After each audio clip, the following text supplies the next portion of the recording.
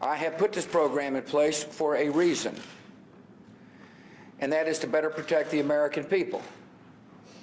And when we find somebody who may have information regarding a potential attack on America, you bet we're going to detain them.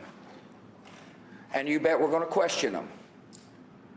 Because the American people expect us to find out information, actionable intelligence, so we can help them, help protect them. That's our job. So that was archived footage from the Oval Office of former President Bush, referring to two secret memos in 2005 that authorized extreme interrogation tactics against terrorist suspects. As you can see, U.S. policy has been evolving to where we are for quite some time. Hello and welcome to Colonial Outcasts, the anti-imperialist podcast that your problematic uncle who still believes that the global war on terror was done for all the right reasons will hate. I also just landed in LA 2 hours ago and my webcam is busted, the audio is crazy, and the internet might cut out. So apologies for the trash quality of my video. Look, we aren't shadow banned on audio platforms, but we are getting massively suppressed on YouTube, and we'll probably eventually get deplatformed. So you can join our Patreon as a free member if that happens and still get access to all regular video episodes for free. Link in the description. Anyways, Mint Press News is going to be cutting segments from this interview to post on their own platform because we have got a very special guest this week, and we're just going to jump right in.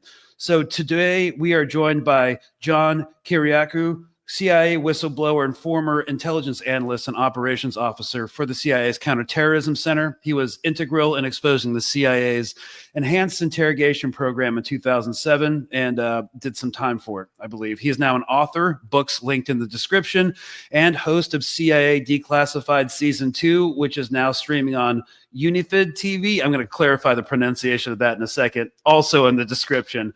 You have a busy schedule, so thank you so much for coming on. Here's My pleasure. And is this UNFIYD TV or? UNIFYD, Unified.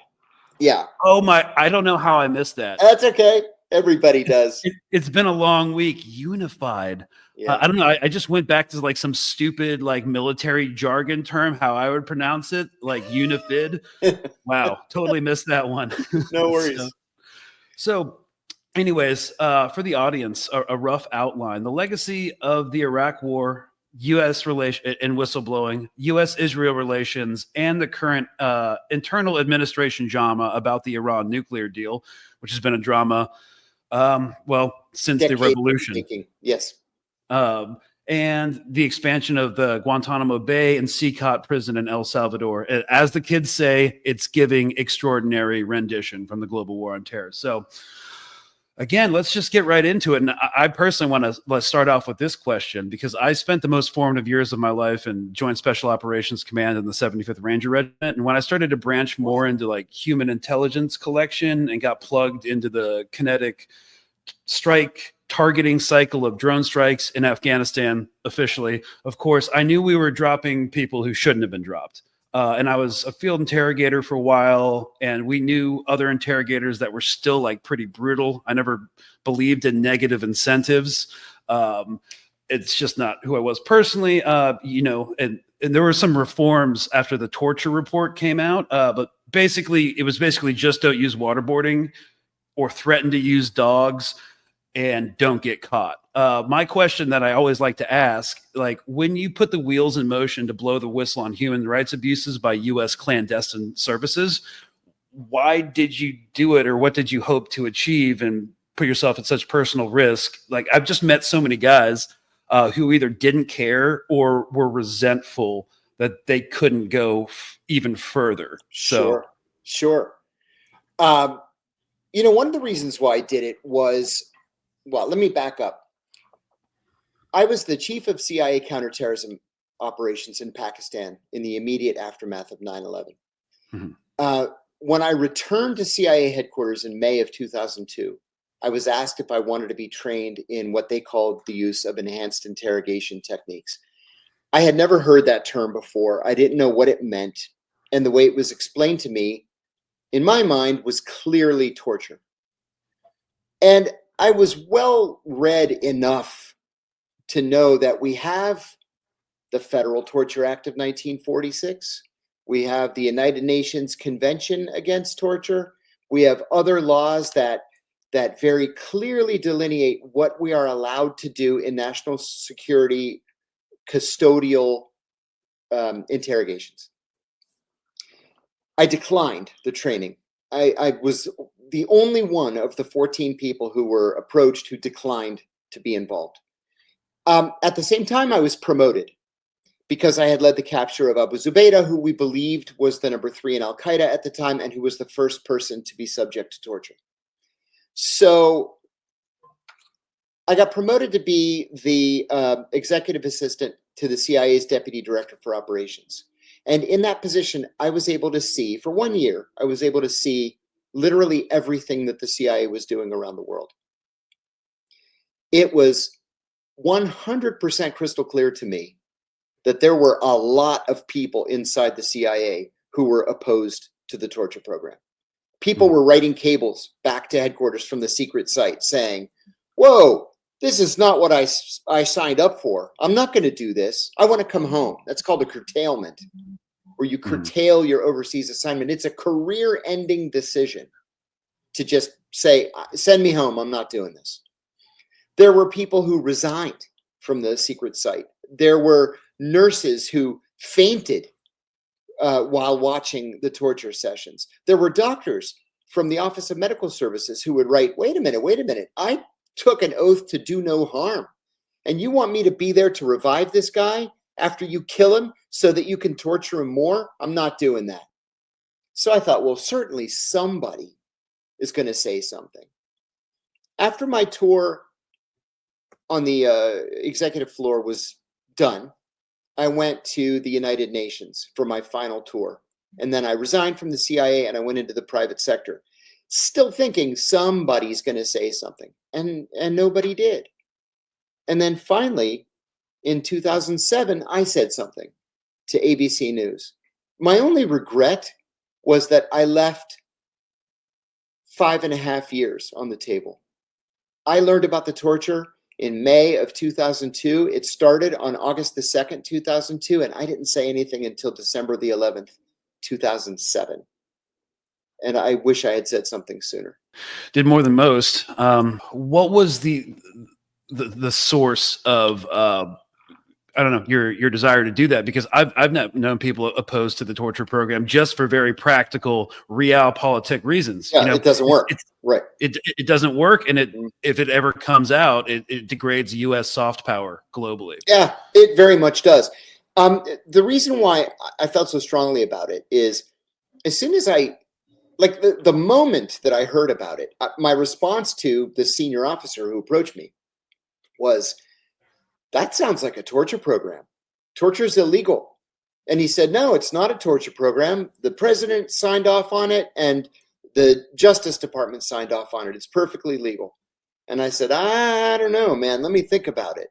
So besides asking a senior officer for his opinion, and his opinion was quite strongly in opposition to the program, I started to do my own research. And what I found was, and this was very convincing to me, was that in 1945 and 1946, we executed Japanese soldiers who had waterboarded American POWs. That was a death penalty crime to waterboard somebody. And we executed several Japanese soldiers for waterboarding. On January the 11th, 1968, the Washington Post ran a front page photograph of an American soldier waterboarding a North Vietnamese prisoner. The day that picture was published, the Secretary of Defense, Robert S. McNamara, ordered an investigation. The soldier was arrested, he was convicted of torture, and he was sentenced to 20 years at hard labor at Leavenworth. Besides that, not only is the U.S. a signatory to the United Nations Convention Against Torture, it's the author of the United Nations Convention Against Torture. So if waterboarding somebody was a death penalty offense or worthy of 20 years at hard labor, and not only did we feel so strongly about the law here in the United States, but we made it international law by writing the UN Convention, how could it just magically be legal in 2002. Just poof, by magic. Congress never passed any amendment to the law. Congress never changed the law. We changed. It's like when Bill Clinton, disagreed with what the definition of is. You can't just pretend that the law doesn't exist or pretend that you somehow have the authority to ignore it because you don't like it. And so that's why I felt so strongly about it. And that's why I felt that the American people had a right to know about it. Yeah, and decide for themselves. I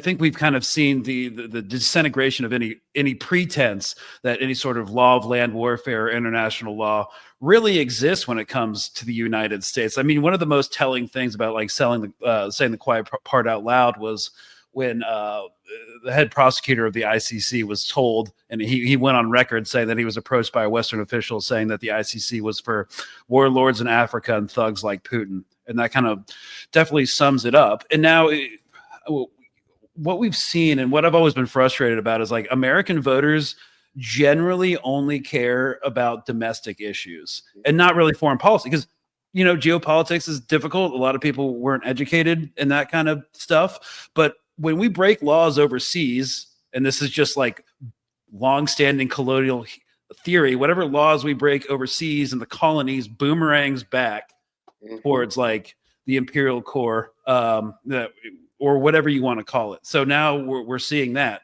And I think a good tie-in, I was going to talk about this at the end, but another thing that was started under the Clinton administration, I believe, was, and I'm seeing kind of like a corollary with the ICE detentions and the constitutional crisis of the Supreme Court of federal judges saying, turn the planes around. And the White House is like, we're not turning the planes around. We're going to get them out of the country so fast that you can't stop us. And then once they're out of the country, they're gone, because it's basically easier to take people away from the law than take the law away from people. And Absolutely this reminds me of extraordinary rendition. This really is the definition of an extraordinary rendition. Well, I'll let you decide. It could be just a rendition. Either way, it's illegal. There's no due process here, right? This guy from Maryland that has been sent to El Salvador was not given due process. He's never been charged with a crime. He's never been even accused of a crime. And it's funny, if you look at the Washington Post, at the New York Times, CNN, MSNBC, they say, oh my God, there's this guy in Maryland and he was scooped up and he was sent to El Salvador. If you look at Fox or the New York Post or even the Wall Street Journal, they talk about MS-13 gangbanger sent to prison in El Salvador. Well, the fact of the matter is that he was essentially kidnapped and sent to El Salvador. That's what a rendition is. Mm-hmm. So, let's call a spade here. The guy was rendered to El Salvador. And another thing that's funny to me is, you see these clips from the Oval Office of Trump reading the Riot Act, to Volodymyr Zelensky or to other world leaders. And then he just cowers in the face of the power and authority of the president of El Salvador. It doesn't make any sense to me. And not only that, the president of El Salvador gives the middle finger to everybody and says, no, we're not going to let him go. And we're not letting Senator Chris Van Hollen meet with him. And we're not letting Van Hollen take him home. And nobody's going to meet with him. And he's not going to be released. And then we have the president say, actually, we would like to finance the building of 4 or 5 more of these 30,000 unit, super prisons. Well, what the heck is that? So is the plan that we just are doing away with due process? Do Americans or U.S. persons, people who have valid green cards, do they just no longer have civil rights and civil liberties? Because it sure looks like that's the road we're taking. As someone with a background in intelligence, who's gone after high value targets like yourself, it doesn't seem, because they're choosing guys, 75% of whom it seems like do not have critical criminal records or even like gang tattoos. So it seems from an outsider that they're picking these battles because there are illegal immigrants who are criminals who have committed crimes. but they're That's not right. going after them. They're going after these guys who have legal protections that are Yeah. very sympathetic figures, like working father. It looks to me as someone who, did that kind of like night raids for 5 years. It looks like they don't have the intelligence architecture or collection to Not a actually chance. have any of these guys. You are So absolutely right. You are absolutely right. If they had the intelligence, they would get the guys that Donald Trump famously called in 2016 the bad hombres. Scoop them up, not the restaurateur who's married to an American woman in Indianapolis and has run a successful steakhouse for 30 years. Why are you throwing him out? Or you call or this the kid. Sorry, go ahead. or the 19-year-old kid from Venezuela who the agent Yeah. says, like, I don't think this is him, and then his superior said, take him anyways. Yeah, exactly. Or the kid in Vermont where they call him and say, hey, come to the INS office in Vermont. You can take your citizenship test. And they've got masks and hoods and camo uniforms, and they scoop them up and put them on a plane and throw them out. Or the Turkish PhD candidate whose only crime is that she wrote an op-ed critical of Israel's treatment of Palestinians. It's not a crime. I just don't understand what the point is, other than to squelch dissent, show unflinching support for Israeli war crimes, and try to exhibit this fake toughness. I wanted to that end, I kind of wanted to ask you about the deployment of the word terrorist. Yeah. And because I don't have any experience, like even like looking at like the cartels from an intelligence perspective, they have kind of we're kind of seeing a fusing of two avenues of approach, in my opinion. We see the deployment of the word terrorist sympathizers about the pro-Palestine stuff. We're supporting either because people think it's a national liberation movement. You're hit with the word terrorist, and of course that's been normalized over the past 20 odd years. But now we're seeing like Pam Bondi, the Attorney General of the United States, call these gang members foreign terrorists, and they've designated certain cartels in Mexico foreign terrorist organizations. How do you see that? Like, so it seems like they're using the mechanism of deportation along with the deployment of like the pro-Palestine movement to like meld it all together into this anti-dissent apparatus. And I was just wondering, like, what strikes you as significant as like naming gangs as terrorist organizations, and like what consequences that could have going forward? There was a very bureaucratic reason to do that, which I'll get into in just a second. But there's quite a simple definition of terrorism that we used to use at the CIA, and it was any action in support of political change that uses violence to terrorize a civilian population. Mm-hmm. Very simple. So Carlos the Jackal is a terrorist. But some national liberation movement that does not target civilians is not a terrorist group. Now, the reason why Donald Trump and the State Department used the terrorism designation on the drug cartels, it was purely bureaucratic, because then it allows the CIA to budget money in order to help in this fight against the cartels. It also gives them legal authorities to use drones against the cartels. Mm-hmm. So just a week or 2 weeks after Trump announced this change, Marco Rubio, the Secretary of State, was asked if the CIA would be using drones in the fight against the cartels. And he said flat out, no. So why bother making the designation? It was just to allow the transfer of money from the CIA to other operational entities to use in this fight against the cartels. When I was at the CIA, coming in speaking Spanish was pretty much a career ender unless you wanted to do political issues on the ground in Latin America.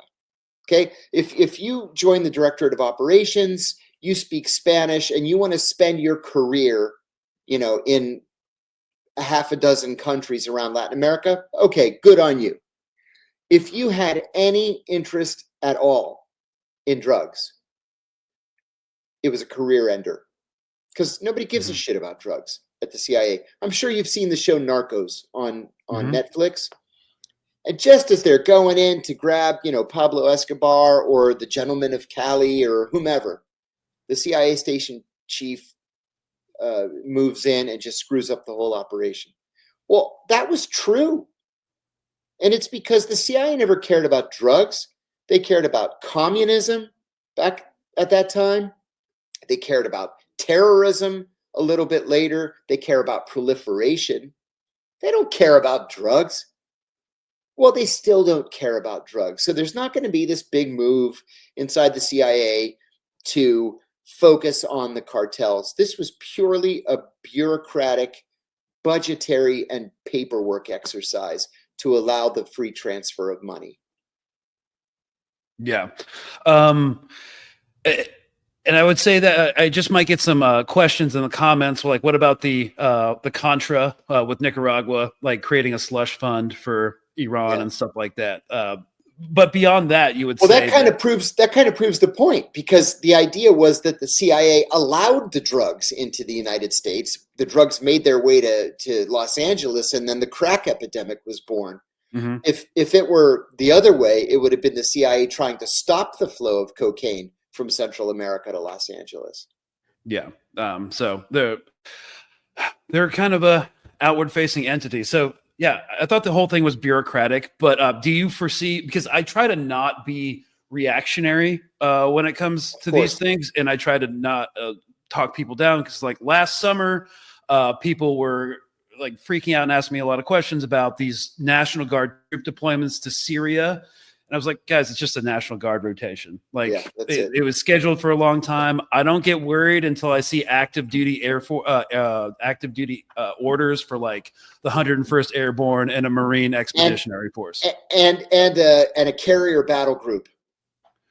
Yeah, always watch the carrier battle groups, because if we start redirecting carrier battle groups, we're serious about going to war. Right. And so, I do think just to wrap up the El Salvador section, I think it's just going to work its way up to anyone who dissents, unless there's some sort of check on it. And I think that's their intention. I think so too. I think they're going to force the issue all the way to the Supreme Court. And even then, I'm not sure that the administration can be trusted to abide by a Supreme Court ruling. But I agree. Normally, when people are building their empires within government, they push and push and push the envelope until the courts push them back. I think that we're seeing that again now, but maybe at a higher level. Right. I would say his first administration had a lot of overturn in terms of like his inner circle, but it seems like everyone is like on page in terms of like the overriding ideology. Yes, there's some and we're going to get into Iran now, some conflict with like Mike Walls, National Security Advisor, and Marco Rubio being Iran hawks, and then JD Vance, as we could see in Signalgate, being way more like, let's actually do a deal. Maybe a civilian nuclear program could be on the table, which is freaking the hardliners in Israel out. But you said watch this the carrier battle groups, and of course there were two in the region under the Biden administration, but they are sending a second carrier battle group ostensibly into the Persian Gulf. That combined with the massing of air assets and half our fleet of B-2 stealth bombers,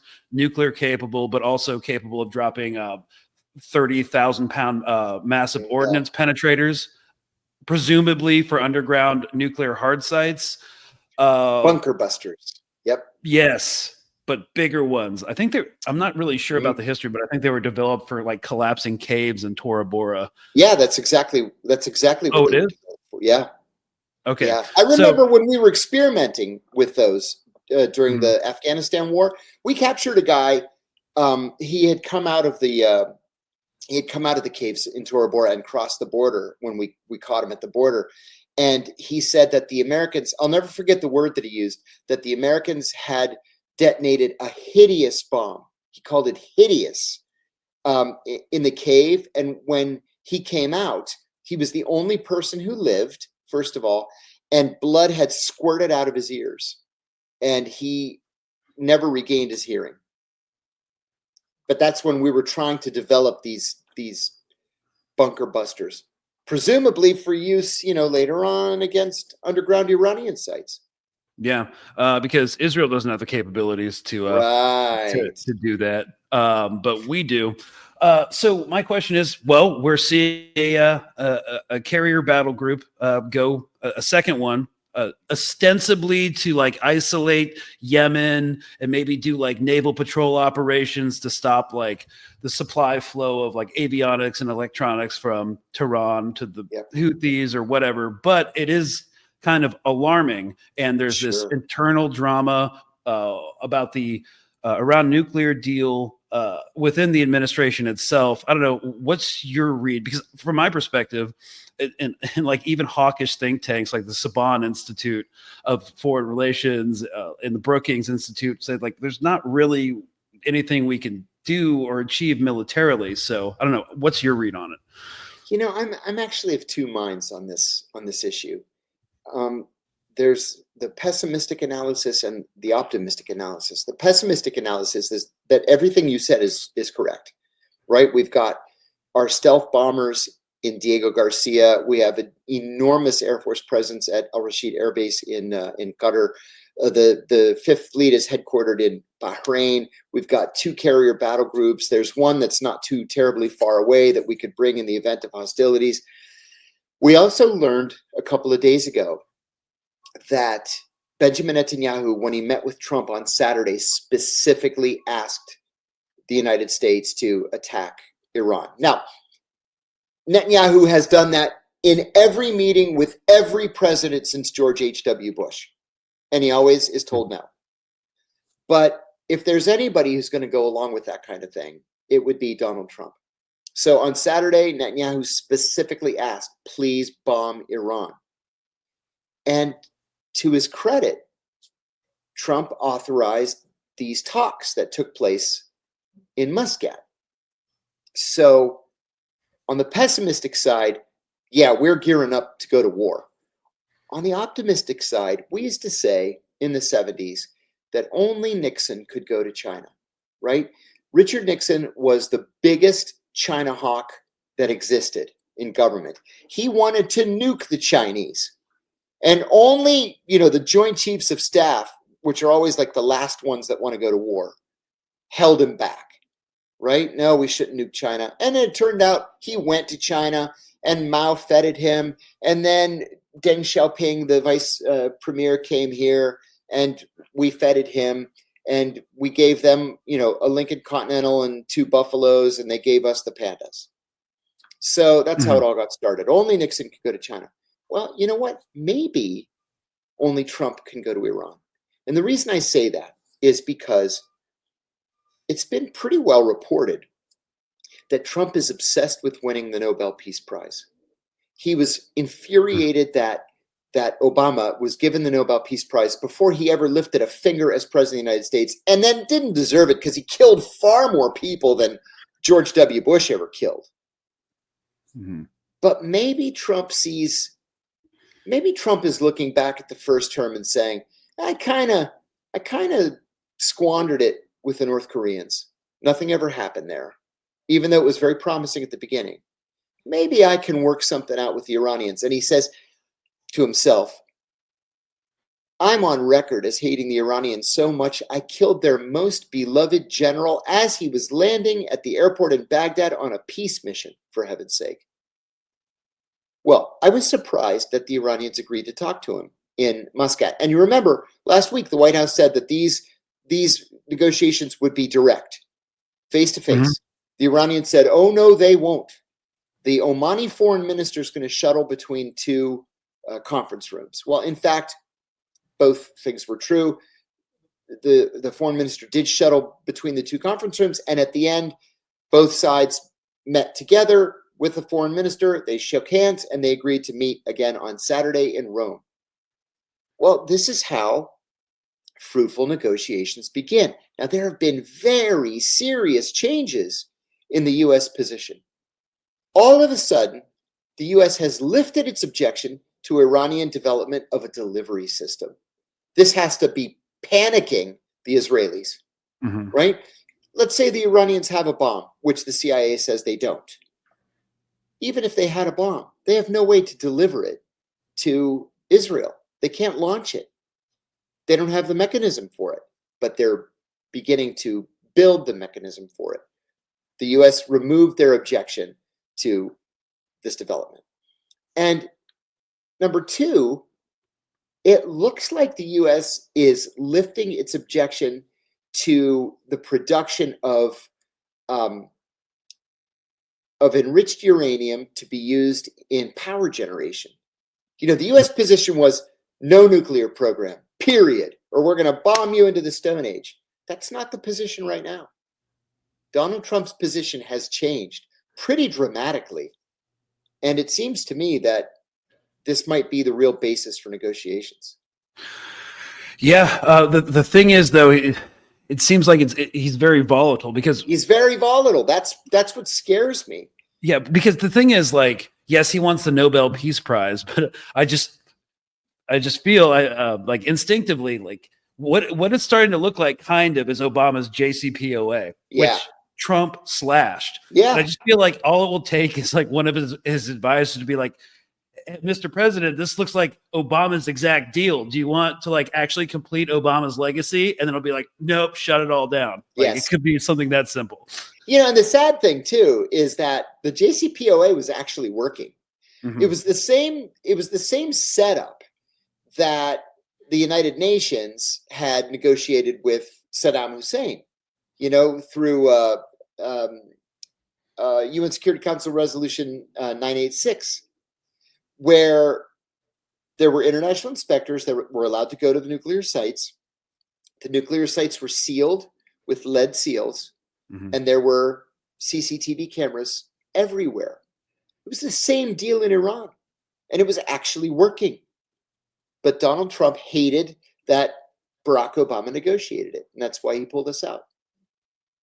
Yeah, I guess only time will tell. Again, I try not to be reactionary. You know, another fleet of B-2 bombers was staged out of Australia to kind of like intimidate, I guess, China over the Strait of Taiwan in 2022. Also, naval assets were moved there. You know, the U.S. does, you know, we rattle the sabers a lot. Yeah. So hopefully it's just that. I mean, I am cautiously hopeful about the nuclear deal too. But in our last segment before we have to wrap, Israel seems kind of less and less like our greatest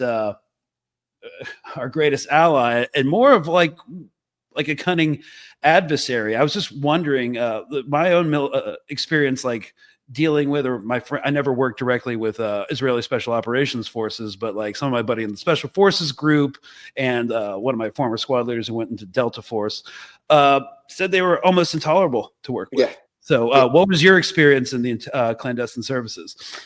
They were intolerable to work with.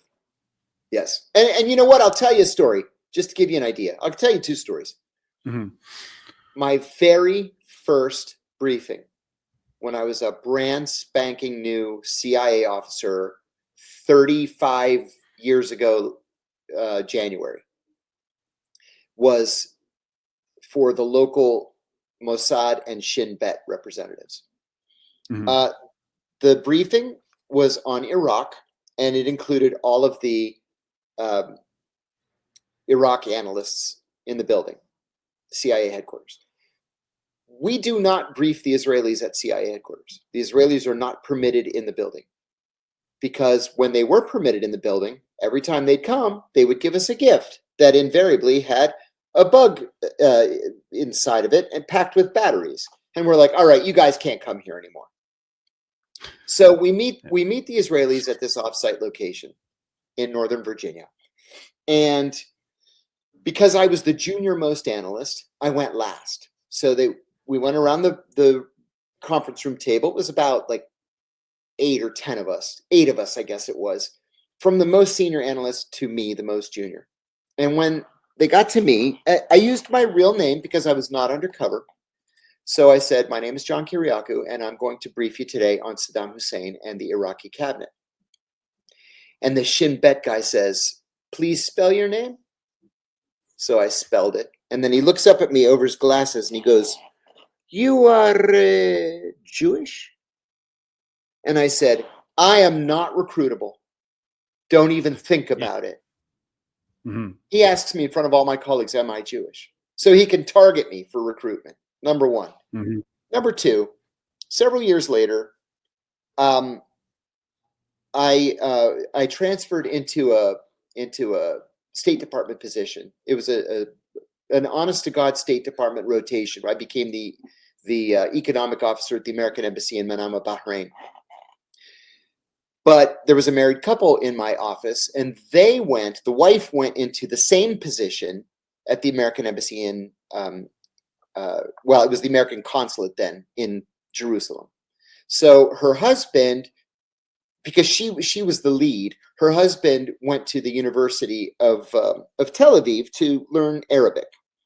Because they were declared, like I was, to the Israelis, the station chief would say, these are my 2 officers. You know them. They're CIA. The wife is on rotation to the State Department. The husband is going to just study at the university. So they're not here for anything untoward. Well, they were invited to a party one night and at the ambassador's residence. And then when they got back to Jerusalem, they walked in the house and saw that all of their living room furniture had been rearranged. Just a message from Mossad. We can come in here anytime we want and we can do whatever we want, and there's nothing you can do about it. At Christmas time, they went to a party at the ambassador's residence.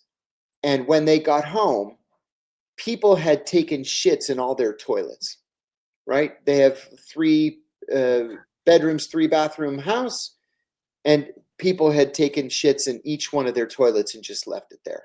Again, this nice message from the Mossad. We know who you are. There's nothing you can do to stop us. Finally, at the end of their 2-year tour, they go to a going away party that the ambassador had for them. They go back to their house. Somebody had cut the dog's tail off and then wrapped it in gauze and medical tape. Like, why? Why would you do something like that? Why harass this couple that is doing literally nothing to you, that is known to you, has been declared to you? Why would you fuck with them like that? But this is what the Israelis do. It's how they work. Yeah. I mean, it seems like they have a cultural obsession with like dominance, Yes. Obviously. Yes, indeed. And so, even a couple of my friends were foreign area officers in the military throughout West Asia. And one of the classes you go through, it's like, who does the most globally? Who does the most adversarial collection on U.S. military officers? It's not Israel. Russia. No. It's not China. Yeah. Nope. Israel was rated at the CIA as critical threat for counterintelligence. So it was Israel, Russia, China, Cuba, and Iran, and North Korea. Those were the critical threat countries.